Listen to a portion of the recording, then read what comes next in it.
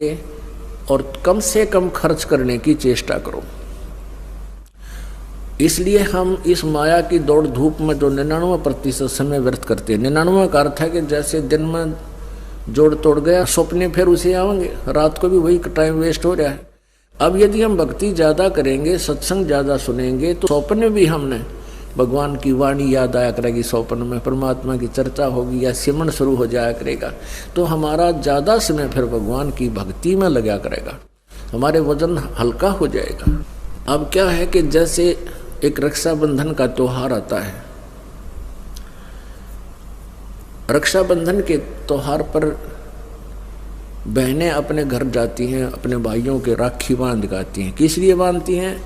कि भैया मेरी रक्षा करना। पुण्यात्माओं, जो रक्षक है उसका तो हमें पता भी कोई नहीं। वैसे तो बहुत जगह ऐसी घटना घटी है।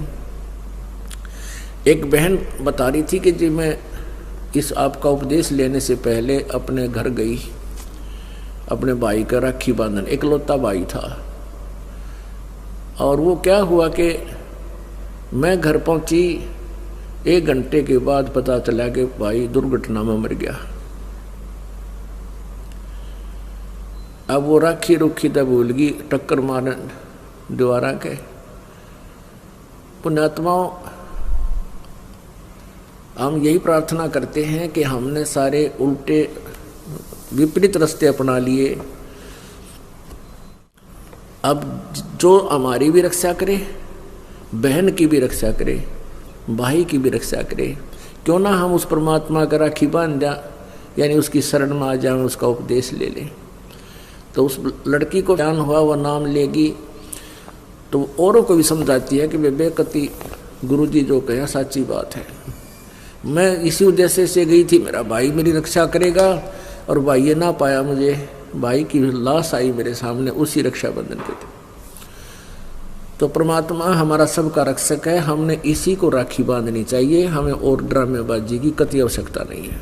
हमारा जो त्यौहार है ये सत्संग है, समागम हमारा त्यौहार है, और ये महीने में 2-2 बार होता है, 3-3 दिन का होता है। ये त्यौहार मनाओ।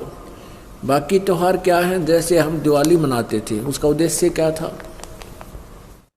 कि श्री रामचंद्र जी सीता जी को, रावण को मारकर घर ले आए, खुशी मनाई।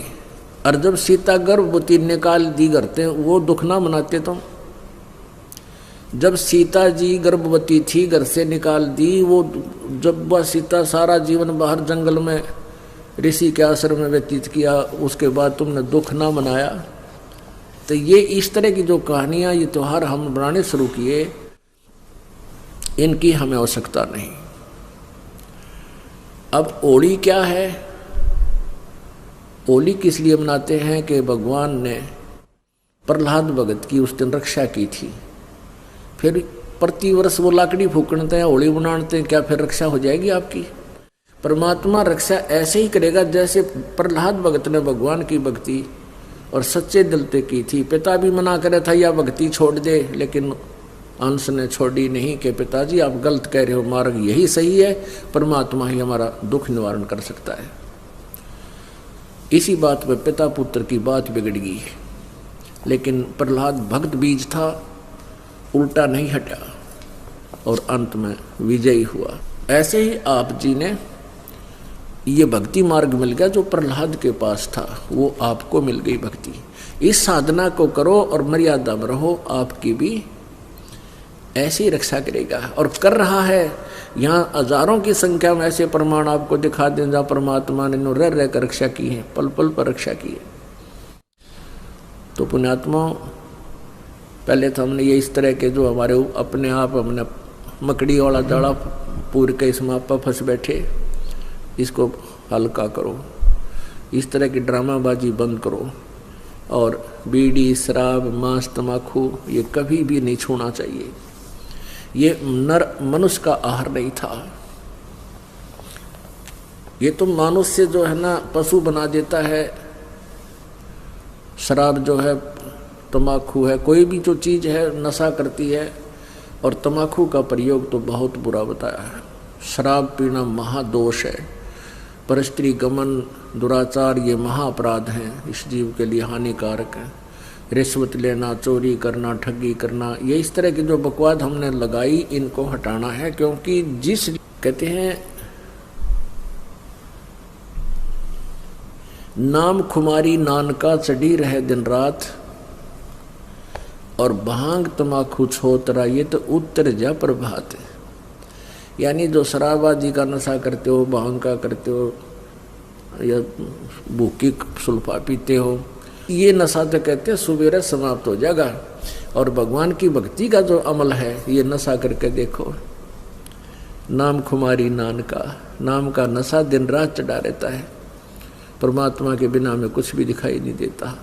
ये संसार असार नजर आ जाएगा कुछ दिनों में आपको, क्योंकि आपकी ज्ञान वाली आँखियाँ काम करने लग जाएंगी। जैसे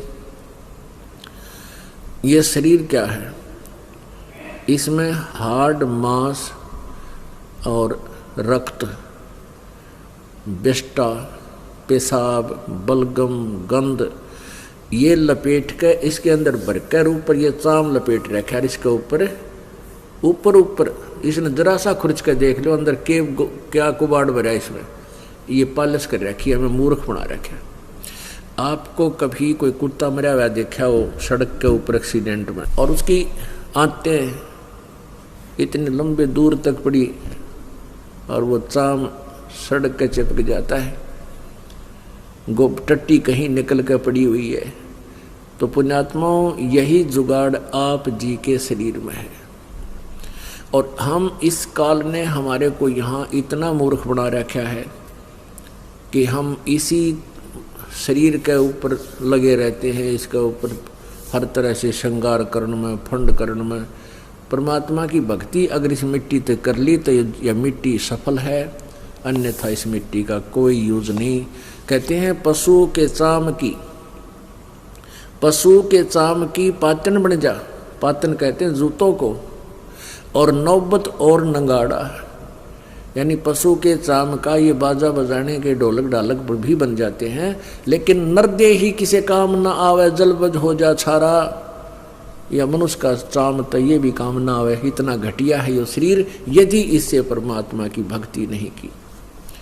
परमात्मा की भक्ति भी सतनाम से, सच्चे नाम से, पूर्ण संत से उपदेश लेकर की जाए तब इसकी सफलता है। तो कुछ दिनों के बाद आपको यह संसार बिल्कुल असार नजर आने लग जाएगा, आपकी ज्ञान वाली आँखियाँ खुल जाएगी। ये मिट्टी जो हमें मिली है, ये मनुष्य शरीर, ये सस्ता नहीं है। यदि इससे भक्ति की जाती है तो ये बहुत काम की चीज़ है। इसका एक श्वास कितना कीमती है। कबीर साहब कहते हैं, कहता हूँ कई जात हूँ और कहूँ बजा कर ढोल, और सांस जो खाली जात है 3 लोग का।